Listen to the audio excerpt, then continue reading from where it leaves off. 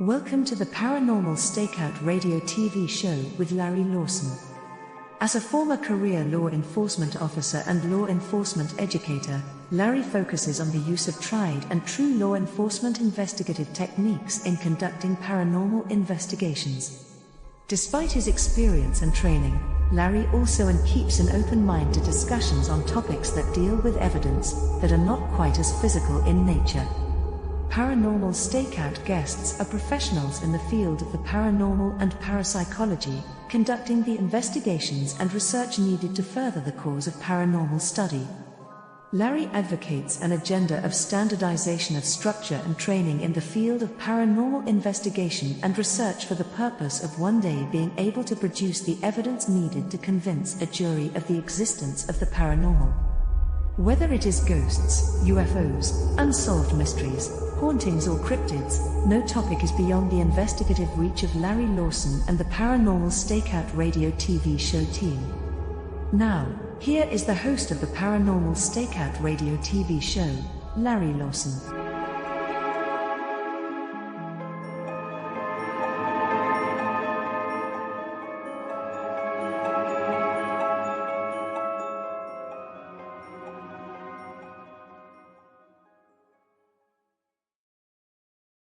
And hello, everyone. Welcome back to Paranormal Stakeout. I'm your host, Larry Lawson, coming to you from beautiful Vero Beach, Florida, where the sun always shines. Well, at least most of the time. It's been shining a lot lately. I'd like to talk about how hot it is down here all the time, but everybody's got it this summer. So I hope all of you out there are doing well. Want to welcome all of our viewers, all of our friends joining us tonight, particularly those on the CanCom Broadcast Network. So happy to have you here with us tonight. And I've got quite the guest tonight, and I'm very, very excited to bring her on. Abby LYNN, after a career in television production, writing, and broadcast journalism, Abby embraced her lifelong gifts of spiritual communication and connection to open doors beyond the veil and guide others on their paths to healing and transformation. A Reiki Master and seasoned storyteller, Abby integrates her expertise as a TV producer and journalist to share transformative experiences with global audience. Whether teaching, channeling, or healing, her mission is to inspire or empower others to connect with their higher selves and explore the multidimensional realms. With that, Abby, welcome to the show. Thank you so much, Larry. Thank you for having me. Son, you're up there in the beautiful Charleston area, and I know for a fact you're warm up there also. Yeah. So I usually don't record my videos in this room, but my space, the furnace broke, and it is currently 88 degrees in that room. So I had to quickly move and makeshift this area for this evening. Well, please, everybody, be careful. It is the heat out there is just destroying everybody. So please be careful. Well, you've got quite the resume, Abby. Television, gift of the psychic abilities. Tell us a little bit about yourself, how you went from A to B. It was, actually, it wasn't as interesting of a journey. It was a very nice, easy flow.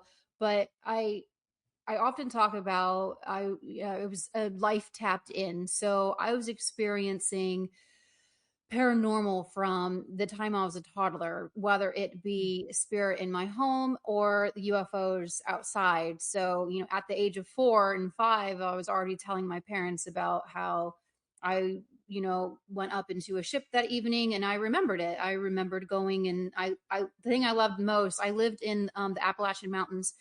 And so I remember as a toddler going up, and I was finally able to see from the tippy tops of the evergreens, because they were so massive when I was a child, and I could finally see and look down on top of them.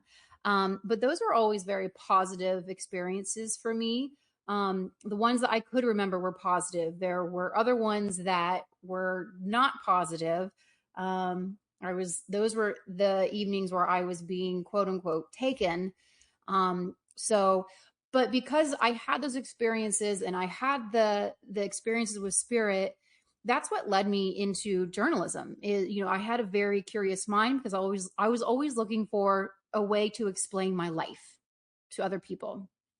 And so, and understanding journalism, knowing, well, if journalists have special rights at times to go in and find and to research files, and you can get behind doors and in certain meetings. And so I'll use my journalism to get and to interview people and get into other places. So that was what led me into the journalistic field, and just having that curious mind. But it's the curious mind that a natural born psychic medium has. We don't live in this carefully constructed box. We live very far outside of it. And just like, your intro, it's always asking questions, right? And accepting that there could be more to the story or more happening than what meets the eye. So that's how it led me going into journalism. And I worked in television for a few years in the newsroom, and but that just wasn't the place for me. So I ended up leaving that. And actually then I became a full-time stay-at-home mom, a full-time mom with my children. But my kids, it's born, it's through the lineage. They were all tapped in from an early age of toddlers. So we had a very busy household. I joked with my husband that, to know that I had experience is one thing, but to actually live with me was another. So. Well, aren't all moms psychic? They've got the eyes in the back of their head. They see everything anyway. 100%. Yeah. 100%. I mean, I do say everybody has the potential for their natural intuition and to be psychic. It's all within us to do that. It's just whether or not you're willing to trust what the body is already telling you. The body is this magnificent communication tool that we have, but it's whether we really come into a space of trusting that and then acting on it. How many people have you met, even within your criminal justice of the victims of, like maybe if a woman was taken, how many times have they said, oh, my gut was telling me not to go, but I went anyways. That is our natural God-given intuition that we have. So I love, now helping people to further embrace that, to where they would never question those knowings within themselves. Interesting. I've been told that myself. I have friends, who have the gift, who say, everybody can do this. You can do this. Well, I wanted to be a pilot. I would have loved to fly on fighter jets. Yeah. I can probably guide a Cessna around a little bit, but I don't have the ability to fly a jet. It just wasn't in my realm. So is it possible that, yes, everybody's got somewhat of an ability, but just other folks can throw that 100-mile-an-hour fastball where folks like me can maybe hit 70? Am I making sense? You are. James Van Praagh actually stated it beautifully. Everyone can learn how to play the piano, but not everyone's going to be Beethoven. My point exactly. Yeah. Yes. Yeah. Okay. Absolutely. So you go ahead. I'm sorry. No, that's all right. Go ahead. I was going to say, you can throw that 100-mile-an-hour fastball is my point. Yes. Okay. Yes, I can.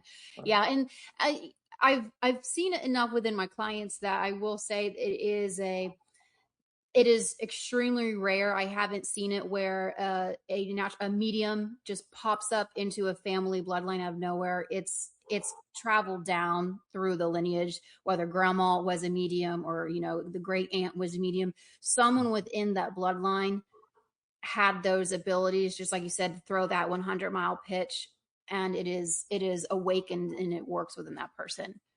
It actually, in working with dimensional beings, they have really helped me understand the importance of bloodlines, and what they mean by that is, in order to tap into certain levels of frequencies, which they're operating and communicating and or being visible by our eyes to, the body and the blood needs to be able to also resonate at a certain frequency and still be able to be withheld within this physical body. So your lineage and the blood type actually does matter in that regards, in that it is through the bloodline they've had these abilities, and the body can sustain that level of vibrating to reach those pitches to where you are able to see spirit, you are able to communicate with them, especially some of these higher frequency beings. Interesting. Well, this is an awful lot to unpack for this 1-hour show. Hopefully we can get through most of it. You also have some experience in remote viewing, correct? Yes, very limited, but yes, I have. I trained to do remote view I have worked with just a couple cases with special forces, special ops with remote viewing, where they've given me 1 or 2 words and they just want me to remote view into that. But the remote viewing that I was taught was where they give you a series of 5 to 6 numbers and that's all you have. I've talked to several people that have received training in remote viewing. Most of them have been military, but there are folks out there that were trained outside of the military. Yeah. Who does that training? So I trained with an individual named John Vivanco. Mm-hmm. I believe he's still offering training there. So he worked for the government for a time being, but as you know, sometimes you get to a certain point where you almost become too good and then you become a target yourself. So he stepped away from working with the government. And so he teaches spiritual remote viewing. So not within the military. I was strongly guided to not seek out a government site to train with my remote viewing just Mm-hmm. because of my abilities. They said to go this route. So I trained with John. Okay. So remote viewing is a teachable ability, or is it one of those things, again, most people can do a little bit of it, but only the people with the right talent can actually, okay. Yeah. Yes. Explain how, if I can word this correctly, how you remote view. What do you see? What do you experience? And what is it you do with it? So again, I can only offer up how it works for me. So for anyone listening, take it with a grain of salt. This is how it looks and feels for myself. When I am talking and communicating with spirit and or dimensional energies, in my mind, I go up. So I vibrate and expand my auric field, going very wide, and my frequency is, I'm going up high in order to reach them, to communicate. When I remote view, I go, if anyone has had a past life regression or a quantum hypnosis session, to me, that feels like going under. So you go into that theta brainwave, which is, that's right in between wake and sleep. So it almost feels like you're in that very calm lull within the mind. Mm-hmm. And through that, when I remote view, I'm a very highly visual person. So when I'm remote viewing, I get visuals first. And when you're trained remote viewing, you are taught certain symbols. And the main thing is to just start writing down everything. And again, this is how John taught it. Every single thing, if you're getting a color, if you're getting a sound, a smell, a sight, write everything down. Don't try to make sense of it. Because so often when we are immediately trying to tell a story or make sense of something, that's when we start getting back up to that, into those alpha brainwaves, and essentially like our ego steps in, right? So like, no, I want to make sense of this, and it's popping you out. So you just want to stay into that theta brainwave and just write everything down.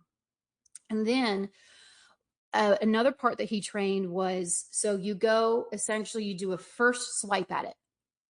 Then you drop a pen. So like you literally drop your pen and you start from scratch again and you re-enter the scene.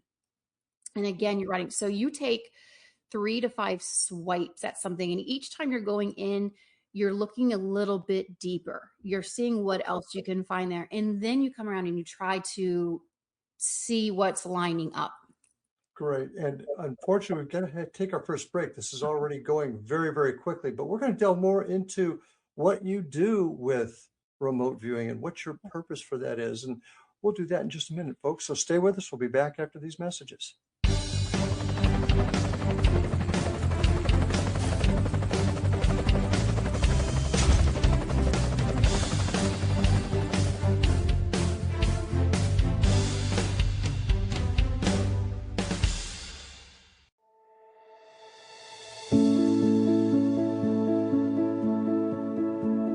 Are you looking for handcrafted quality that will stand the test of time?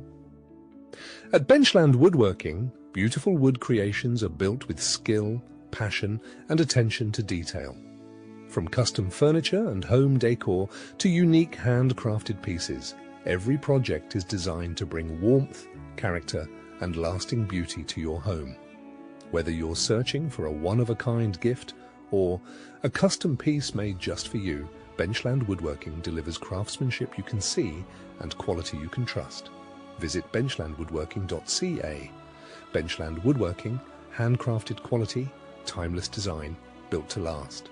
That's benchlandwoodworking.ca.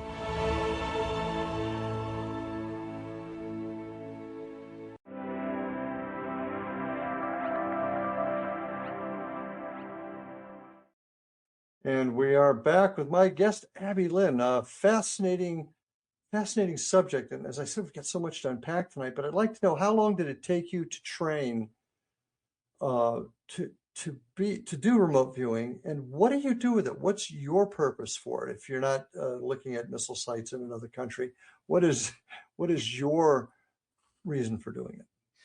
Now, Grant, I added, I haven't done remote viewing for a while, but one place that I did use remote viewing for is I worked with the FBI through a third party. So not directly, but I was working through somebody for the FBI for a missing persons case. Mm-hmm. And through that, I was able to see where the body was. I was able to see through this person's eyes the events, how they passed away, and the perpetrators who took them. This was a young child. So I was able to use remote viewing to aid in that. And fortunately, they were able to find her and find the same two people, and they were exactly how it was shown to me what they looked like. So for that case, it can be beneficial. I've also done it when, working with archaeological sites. That's a good way to remote view. I do that, not through those steps, but when I have the ability, and it's where I'm going with my career now, I can go into these certain areas that are extremely historical. I call them sacred sites. And it just begins to fill in how it used to look. And I can see it, and I can see people moving about, and I can get some messages from there. And if they're singing in the background, I can hear a song that they would have sang. So that's another way that I do remote viewing in my own personal life, but I call it active remote viewing. I'm actually there viewing it, but from 2,000 years ago. Gotcha. Now, this is kind of interesting to me, because my understanding, and I admit it's somewhat limited, of remote viewing is it actually puts you in a place other than where you are right now, and you're seeing it real time.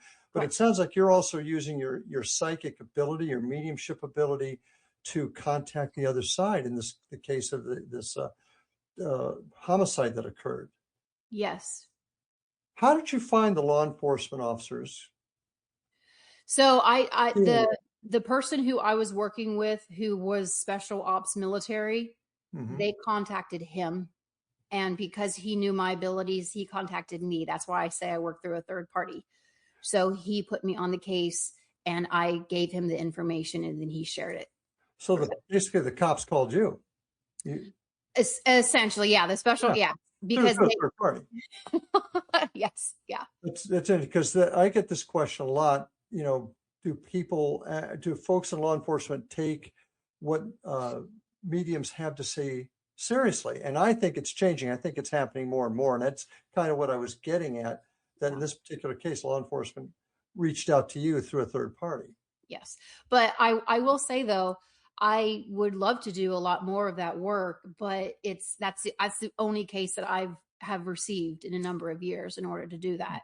I think that in my view, whether it be, so you introduce, I do energy healing, and both of my sisters are doctors. I believe that we all deserve a seat around the table. And even with law enforcement, we all deserve a seat around that table, because every little bit can help. If somebody can add one little piece to that puzzle, it can help. So why are we excluding these people? And that's been happening since the beginning of all this. How are we going to change that, Abby? How is that going to? It takes, for me, it takes meeting people in person, seeing that you are someone of integrity, you are someone of high ethics. For me, one of the most important things with this work that I do is the ethics. I think that this field with mediumship and psychic, there are massive amounts of just fraud running rampant throughout that. Okay. And so a number of my colleagues are really trying to step up and more so claim the ethics back within this. The same thing with journalism. The ethics were the top of my priority while I was, and that's why I left the newsroom. That's why I left journalism, because there were no longer ethics there, and I wouldn't remain.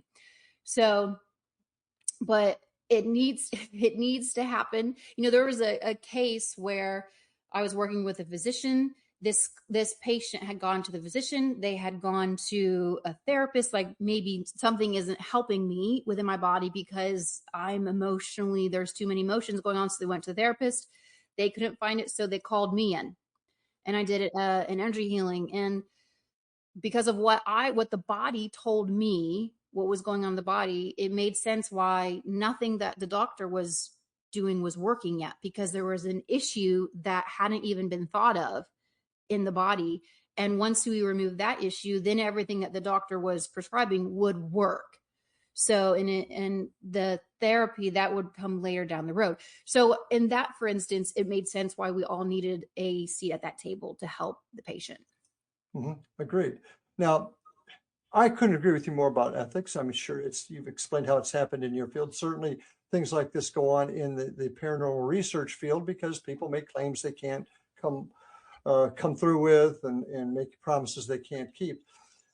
And if we all deserve a seat at the table, and this is a question I really I'm really searching for an answer for, not just from you, but for anybody. How do we get there? How do we get to a point where people act? And when I say ethically, I don't mean necessarily that they're actually trying to do something wrong, but they may be doing something in a wrong way that's harming other folks. And how do we get around that? How do we get everybody at this table to sing from the same page? Well, I have met a few people that are at that table. And what I've kind of discovered with that is, at least within the mediumship realm, is that they, in their mind, I've worked, this is them saying this, I've worked so hard to earn this seat. Mm-hmm. I'm not giving this up to anybody. And then they don't pull anybody up with them. Or I don't want to give out my information for fear that somebody else may use it and get a step ahead of me. Correct. Yes. So that is something that I have encountered because it is the places where people who do my work are very few and far between. And the only thing that I can say how to prove is to be given the opportunity and the chance to prove themselves at that table. But I don't, in terms of how can we get law enforcement to change their mind, I don't know how to do that. I personally don't know how to do that. Well, and this is one mantra I keep preaching about, and it's standards and training. If we all come together and come up with a plan together, and I think that even true paranormal researchers deserve a seat at that table also to come up with the answer. I mean, there's folks at me, I like to say that I'm as sensitive as a rock, but I still have something to offer in the sense of my investigatory background. Yeah. So, but all of us need a seat at that table. And I guess I'm asking you the impossible question. I do apologize for that. But the question is, how do we get there? How do we get beyond those egos? I've seen it in law enforcement, I've seen it in law enforcement, but we've been able to transcend that a bit because now agencies do talk to each other about crimes. So we can solve crimes together a little bit better than we could 30 years ago. Yeah. If we can do it, if folks like us could do it, why can't folks in this realm do it, if you will? And that's, I guess, the question to go ahead. And this is the point that I want to bring up is, the people who do my work, we're talking about local law enforcement, but the CIA, people at those highest, they are using psychics, highly trained psychics. Just the person who I trained with for remote viewing, he was hired by the government. So these very high level at the classification places within our own government and within our intelligence agencies are utilizing these people. So why isn't it trickling down into? And in regards to even, I work with a couple of CEOs for their companies, And I do preemptive, I help them with their hiring processes. Now I do it in the background.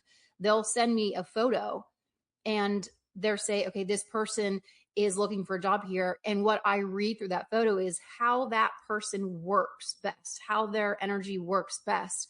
And you know, I have saved one company from a massive lawsuit because what came through in this one individual was amazing person, really good worker, but you really need to triple check all your contracts because no matter what, this individual always wins and he doesn't care who he stomples on, right? So thank goodness that came through because a year later, they were in a contract dispute with this individual.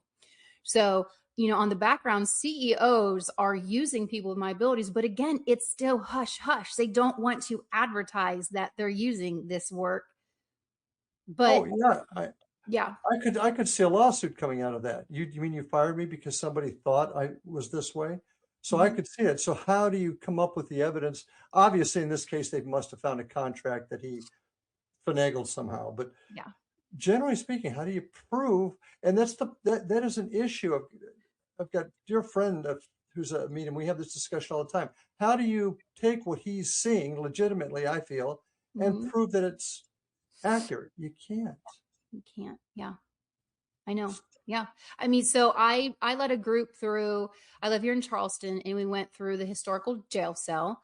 And now the people who I came through with were individuals that were wanting to fine tune their mediumship skills. And so, okay, we worked with them for 2 days, and then I put them into a place where there's a lot of active spirits residing there. Now, I had a lot of information coming through with a number of the spirits who were there, but again, it's not on historical record. You know, this woman who I encountered first, she was just a cook there. There's no record. So there's no way for me to prove what was coming through other than 2 other people could see her as well. And they're getting the same information from her. So we were essentially piggybacking information and developing out her story that she was sharing with this. But in terms of now, I know that there are technologies out there, and I'm sure you utilize those to go in there to capture sound. What is it? EVPs, capture that, to try to capture that. You can use the infrared to see if her energy is being picked up. But it is very, very hard to prove. And so then it comes back. And sometimes when I push back to people is, well, why do you need that additional information? How does it feel for you when I'm sharing this? Are you picking up any of the emotional? Because this woman was very, very heavily emotional.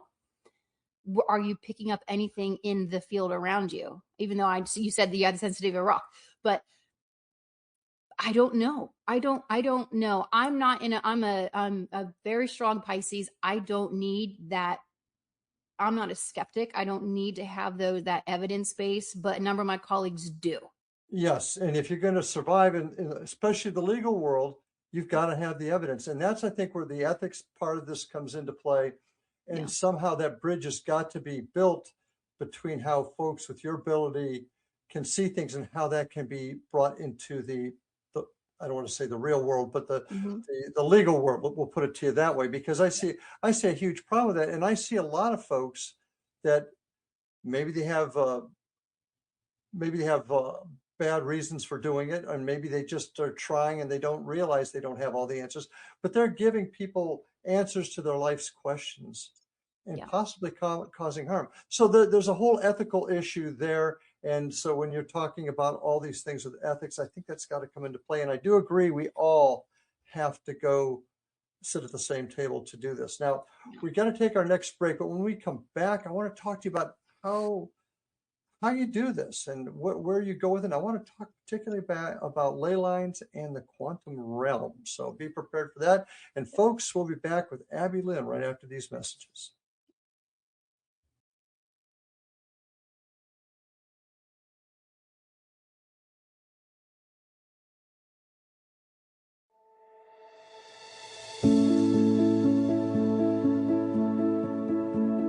Are you looking for handcrafted quality that will stand the test of time? At Benchland Woodworking, Beautiful wood creations are built with skill, passion, and attention to detail. From custom furniture and home decor to unique handcrafted pieces, every project is designed to bring warmth, character, and lasting beauty to your home. Whether you're searching for a one-of-a-kind gift or a custom piece made just for you, Benchland Woodworking delivers craftsmanship you can see and quality you can trust. Visit benchlandwoodworking.ca. Benchland Woodworking, handcrafted quality, timeless design, built to last. That's benchlandwoodworking.ca.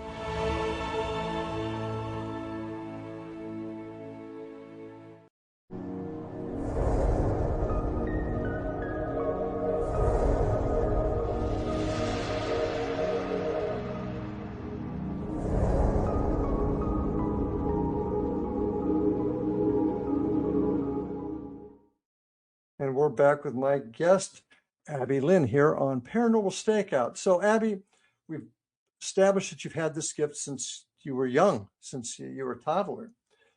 And now you've left your main job in the broadcast journalism world to pursue this career. How do you do it? How do you explain how you do it and how this psychic world works? Well, I want to kind of go back a little bit talking about ethics. So when I brought up the individual that I saw for that company about the contract, I wasn't tapping into a future possibility. I saw what he had done in the past. Okay. And based on the past. And so this is where I'm going in with the ethics. So a lot of people like psychic, they want to give future. This is what's coming for you down the road. And they present it as though it is an absolute.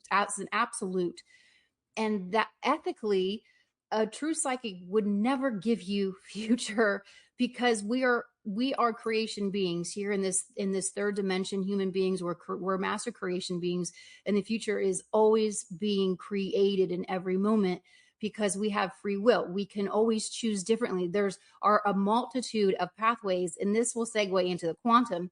There are a multitude of pathways that you can choose. So if somebody is given a foresight, it is known that this is just a potential. It's not a guarantee that this is going to happen in your life, but this is something that your soul has chosen as a possibility. Now, whether you pursue that and go that way, that's up to you. Because again, we have free will down here, but there are a number of future possibilities. So for anyone to come up and say, well, this is my future sight and this is absolutely going to be happening, that is unethical, because that is a falsehood, because there would have to be a million different decisions that would all line up for that one potential outcome. That is just a possibility. And so through that quantum, this is how I work. When I am working either remote viewing and or getting psychic information and or through mediumship, we are going in, even I do quantum hypnosis. You're going up into that quantum realm. So I love watching the Marvel movies. They actually describe it very, very well. The Loki show and Doctor Strange. But you're going up to a place.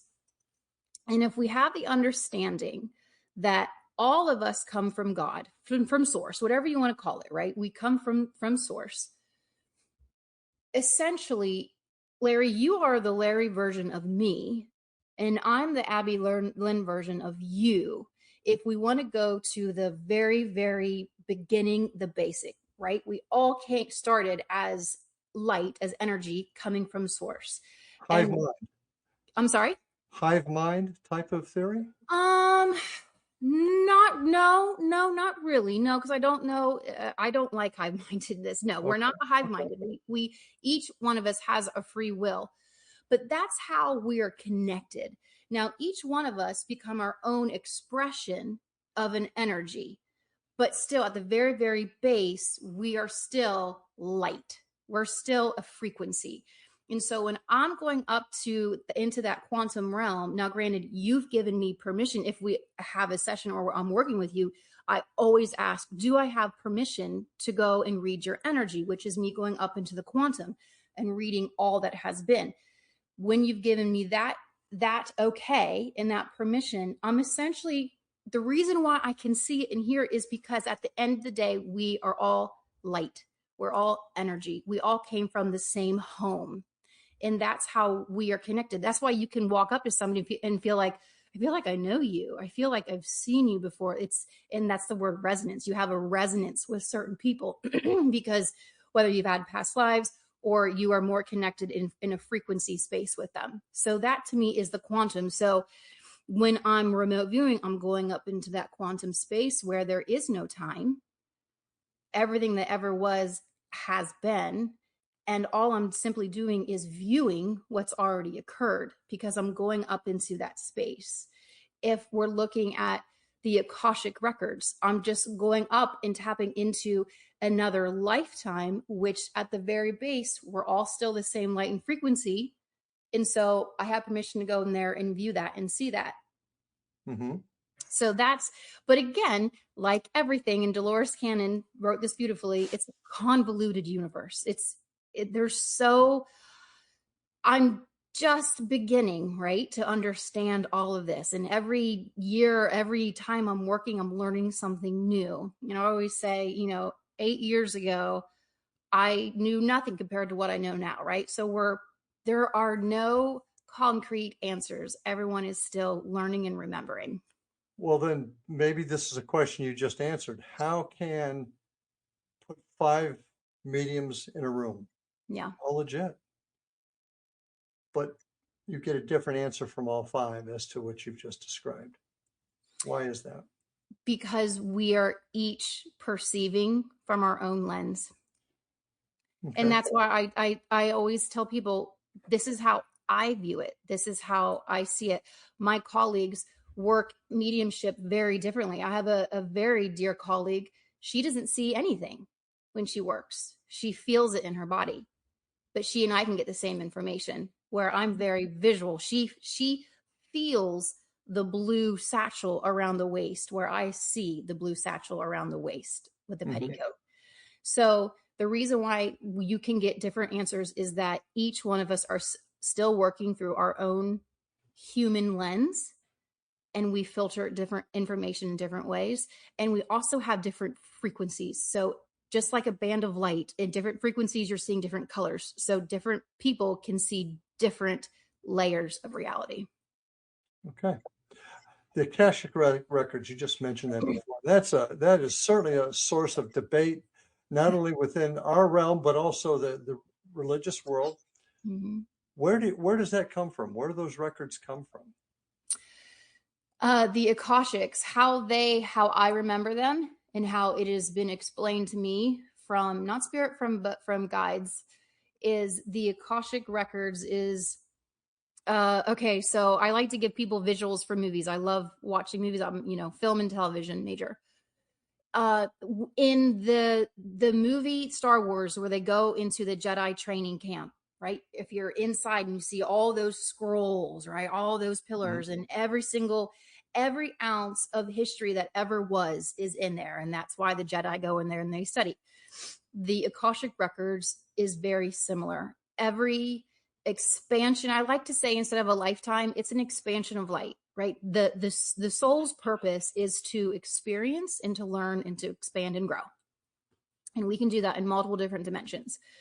So every experience, lifetime that has ever been is held within those records. And when a soul chooses to have a physical experience, right? So when I chose to, okay, I'm going to come down and I'm going to live a life as Abby. These are the 3 things I want to work on. Maybe I want to work on relationships. I want to work on having healthier boundaries around myself, or I want to work on a deep level of being there for somebody unselfishly, right? Mm-hmm. Compassion. So I would go into the Akashics, and you are able to either pull from another lifetime where this particular lifetime, not yours, it might have been somebody else's, they showed the utmost level of compassion. So I'm going to take a little piece of that and pull that into my field to help me learn compassion. I have seen this in sessions where people can take, so this is when so many people have memories of being Cleopatra, right? That's always the feedback. Well, why do 20 people remember a lifetime as Cleopatra? You are able, just like in the movie Matrix, how they download into the back of the head and they download those abilities, you are able to do that. You are able to download either a lifetime. It doesn't mean that you lived it, but it feels the same way. You can download memories, you can download emotions, and you can download abilities.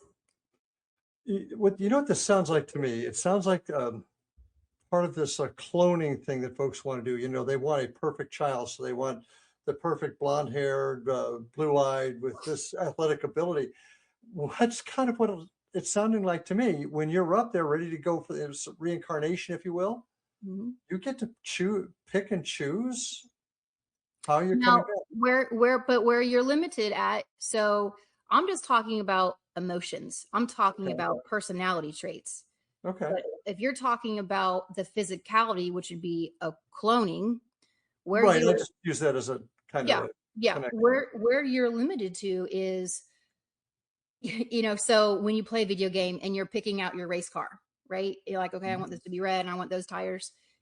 You can pick your what's called this avatar, but you're limited to the genetics of the family line that you're going into, right? So like I want great grandma's nose, and I want, you know, my dad was a blonde, so I want his blonde hair. You have to stay within the genetic lineage of which your soul is coming down into.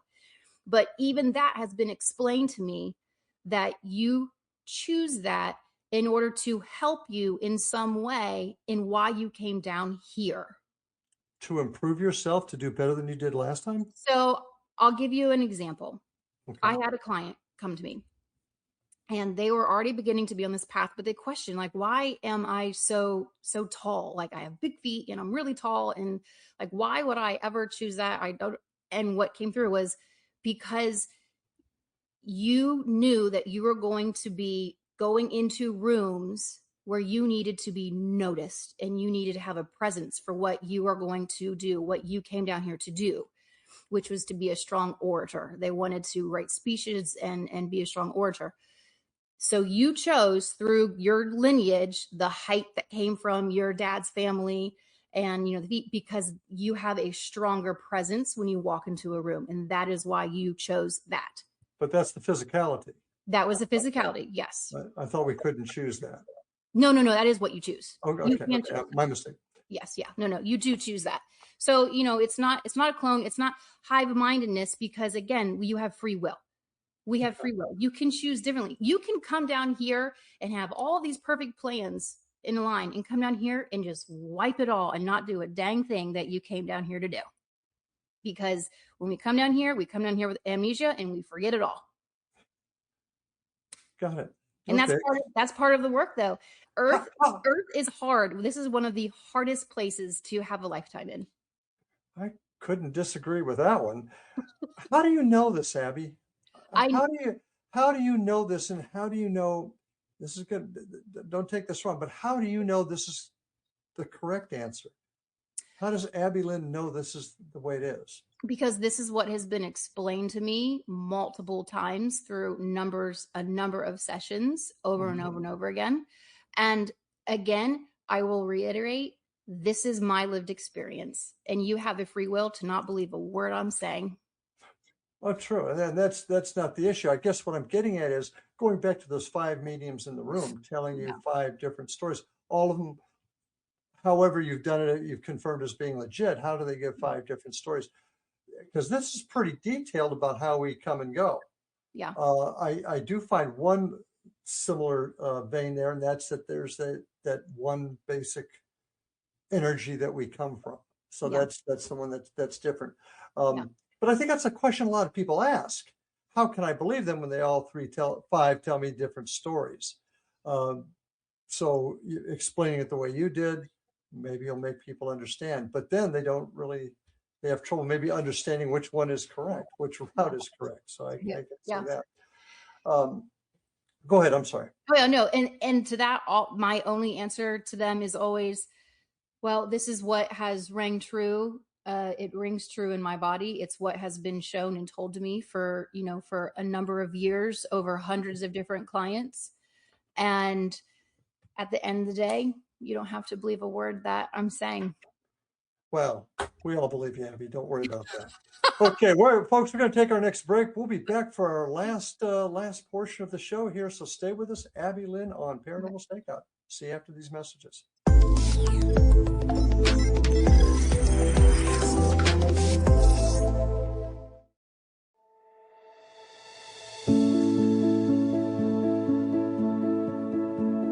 Are you looking for handcrafted quality that will stand the test of time?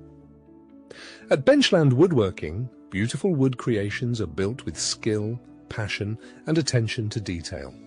From custom furniture and home decor to unique handcrafted pieces, every project is designed to bring warmth, character, and lasting beauty to your home. Whether you're searching for a one-of-a-kind gift or a custom piece made just for you, Benchland Woodworking delivers craftsmanship you can see and quality you can trust. Visit benchlandwoodworking.ca. Benchland Woodworking, handcrafted quality, timeless design, built to last. That's benchlandwoodworking.ca.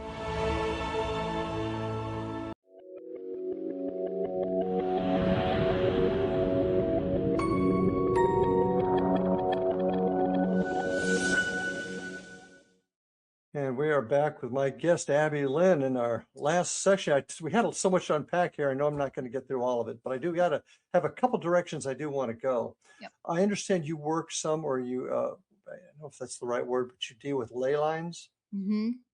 I need to ask you about that because I have a big question mark in my head on what they are. I know that they were created by a guy named Watkins in the 1920s, and they were designed to map out trade routes between holy cities or important cities back in ancient times.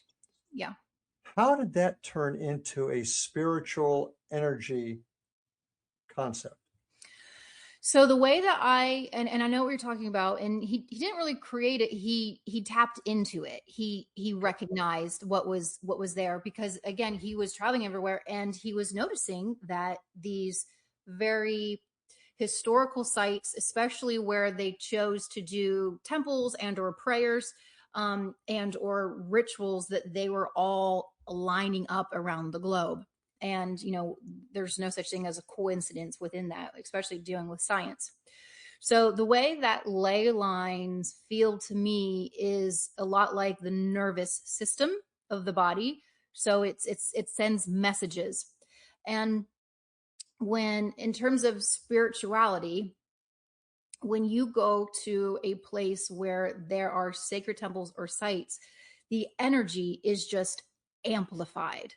So it's essentially, the closer you get to the nervous system, the stronger the messages are going to be. And again, I am also learning this as I go too. I am seeking these places out to go and get my feet in the dirt, my hands in the dirt, my hands on the stone, and seeing what information, asking the question. I go in there like a journalist, and I do mediumship the same exact way. I go in and I ask why, and then I ask why again, and I ask why again, and I ask why again. Because again, you are looking for answers. And whenever I can, so I've paired up, and I've started a company called Leyline Travel. I've paired up with an archaeologist. He's an archaeologist and a geologist and a historian. And so we go into these areas, and I go in as a remote viewing psychic, and I first feel what the land is sharing with me in these sites, in this heightened state. So it's much quicker and easier when you are on the grid to tap in, because our bodies are electric, right? Positive, negative ions. So when you become very grounded and still, just like the nervous system of the body, the messages are being sent. So I go into a place, I share what I'm being shown, what I am seeing, and then I have an archaeologist and historian to either back up to say, yes, actually, and then he gives a further explanation on that, or I'm helping him to connect dots where perhaps the historians had questions there, and or looking at a new way to look at history, or he's saying, nope, that's not anywhere where I've read that. And so I'm like, okay, well, let me tap in a little bit further and let me ask why. But if the ley lines were the creation of a guy in the 20s, where's the connection that it holds that energy? He didn't. He ahead. created the concept of them. Okay. So they were already there. He didn't create ley lines. The planet has a natural grid system around it. Mm-hmm. Okay. So just like when you're wiring the electricity of a house, right? So these ley lines were already there. He just discovered the pattern and said, Okay. oh wait, these are actually ley lines. These are scientifically proven lines around. Now, there are also a number of different grids around the planet. There's some grids are being removed, but there are different grids, and essentially what they're doing, it's holding in the frequency of the planet. Mm-hmm. And again, this is something that I am learning. I'm trying to tap in to understand. There's a certain point of communication that did happen, because when you go and look at some of these historical sites, you'll see the same languages, the same hieroglyphs there, the same images. But from our understanding, there's no way that these sites could have communicated because they couldn't get there by boat or by plane. So how do we have these locations across the world from each other that are having the same hieroglyphs, the same stories, the same historical patterns? Were they communicating? Did they communicate across this grid because they were built right along those lines? So that's a question that I like to go into these spaces and I'm asking right now. I'm learning more about them. Okay. Let's get into another topic that you've expressed some interest in. Okay. And that's, you've talked about the UFOs. Yes. I know that you have an interest in cryptids, and particularly Bigfoot, Sasquatch. Yes. And then, of course, I'm sure at some point you've connected with ghosts, for lack of a better term. Yes. How are they all connected? Are they all connected? When I was younger, I called it a life compartmentalized, because I had my ghost experiences over here, and then I had my UFO experiences, and I didn't know if I wanted to pay attention to the ghosts more or the UFOs more. But when I realized, the older I became, I understood that they were all connected, because it was just all dimensional. They're from a different dimension communicating with us. So I'm going to tackle Sasquatch first. So I will say Sasquatch came to me first. I didn't seek them out. They appeared to me. They started appearing to me. And the first where they were appearing to me was, they actually shared some information that they worked with the original Atlanteans. They were here prior. The Sasquatch were here prior. The one thing they do share, they are incredible medicine healers. They understand every plant and what it can do on our planet, master healers. And one thing that they shared with me was that they taught Atlanteans earth medicine. So that gives me the feeling that Atlanteans came here. And what do you mean came here? I feel like they must have came here to not already understand plant medicine and earth medicine. Another planet, from another world. Is that what you're, okay. Essentially, yeah. Okay. So, but the Sasquatch, and again, this is from what is being shared with me. There was an exchange, in that the Sasquatch, in exchange for them teaching the Atlanteans earth medicine and how to heal the bodies, the Sasquatch were portal guardians. And the Sasquatch still do this all around the planet. They guard all of the portals, whether it's portals to go off the planet or portals for quick on our planet. So they do a lot of portal work. The Sasquatch also showed me that, yes, while they have been here for a very, very long time, they are also on another planet, and they can portal from that planet to here as well. But at the end of the day, anyone who's going out with the mentality of, I'm going to hunt Sasquatch, or, if you're in that mindset that I'm going to go hunt them and find them, you're never going to see them. They read our auras, they feel our hearts, they can phase in and out very easily from our viewing. But if you are a pure heart, a good soul person, in wanting genuine contact, and you're gentle with them, they will make their presence known. Okay. But they are vetting you. The minute you set foot into any of their space, they're vetting you the whole entire time, and they're watching you. So kind of what I'm getting at this from your experience, whether it be ghosts, spirits from the past coming to visit us, aliens, Bigfoot, we're all kind of in the same place, just going through different doors to get there. Is that what I'm reading? Yes, absolutely. How do you feel then again about time, and time not being just the past, the present, the future are all and on the same level, if I'm saying that correctly, all happening at once? How do you feel about that? And is that part of this? Absolutely. Time is a part of this, because different dimensions are able to manipulate time in a different way, time distortion. The movie Interstellar, Christopher Nolan did a really good job of trying to explain the time dilation. And that one scene where Matthew McConaughey is in essentially that grid worked space, and he could go and just gently manipulate time a little bit. That is how it feels for me when I go into these sacred areas. I'm essentially grounding in my energy, and I say it's like a record player, like boom, boom, boom, boom, boom, boom. I'm quickly going down and sending my energy quickly down into layers and layers and layers of all time that has ever been or experienced there. And I'm essentially waiting for it, almost becomes this energetic hook, like, okay, my frequency has met up with here, and now I can feel and view this moment in time that has existed here. And that's what I'm viewing and seeing.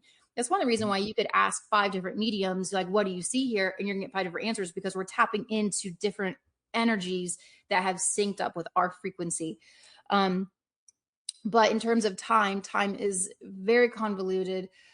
We experience time here on the 3rd dimension as past, present, future, very linear. Well, would you agree that time is a man-made concept to begin with? Yes. Yeah. So. Yes. Yeah. I mean, yeah. In the space of quantum, there is no such thing as time. Right. There's no such thing as time. Yes. Gotcha. Yeah. Yep. And that's one of the reasons why you can access different information, because you're going to a place where there is no time. It just is. So how do we explain that, as far as, is that the explanation why we would see our dead Aunt Gertrude, who just showed up one night at the foot of our bed? Is that part of the same? Well, my argument is dead Aunt Gertrude has never died. She just went to another dimension. She is still very much so alive. You are perceiving her as dead Aunt Gertrude because that is, number one, comfortable for you, because that's how you knew her as. And so that is why she would present herself to you as what you knew her as. Do we ever shock them? Do they see us out of nowhere and say, "Whoa, I've seen a ghost on the other side"? Does that happen? Yes, I have seen that. I have absolutely have spirit that, and I, they're living spirit, that when they see that I can see them, they have a little freak out moment. And sometimes they'll go and like hide behind a door, or I've had one hide behind a pillar. And, and I just kind of chuckle in my mind, because it's very telepathic, thought. I'm like, I can still see you. It's okay. But they're very surprised when someone can see them. Yes. This is definitely a trippy conversation. And I like how you brought Interstellar. I think that movie does tell a lot. Yeah. Abby, if folks wanted to get a hold of you, find out a little bit more about you, and maybe even work with you, how would they do that? The best place is abbylynn.co, and it is .co. It's not .com, it's .co. Or Leyline Travel. You can find me through leylinetravel.com as well. If anyone's interested in going to the ley lines and experiencing that, my next one is Scotland. So we're going where Avalon and Druids are at. Oh, so that's an actual trip. I mean, that's a travel agent type trip. Oh, that's very, very interesting. Heading to Scotland to do that. Yes. Okay. What are your plans for the future? My plans for the future are to continue to, I love hosting retreats, holding space for people who are ready to gently dip into their intuition, wanting to expand in that. Again, I like teaching practical tools that you can use in everyday life, because not everyone here is to be woo. It's, okay, we can learn this, but how does that help me in my everyday life with my job and groceries and family? And so, folks, you've got the addresses to get a hold of Abby if you need to. And I also want to mention that if you do want to check more about my team and what we do, you can find more about us at IndianRiverHauntings.com. You can also check us out on YouTube at the @ Indian River Hauntings 2341 to see some of the work that we do. And of course, always here on the CamCon Broadcast Network, you can see all of our shows. And there's a lot of other great shows on there too. So I encourage you to check out, go to xzbn.net and check out all the great shows on the CamCon network. And with that, Abby, thank you for being with us tonight. Folks, thank you for joining us. And until we meet again, take care, love your family, and we'll see you on the other side. Have a good night, folks.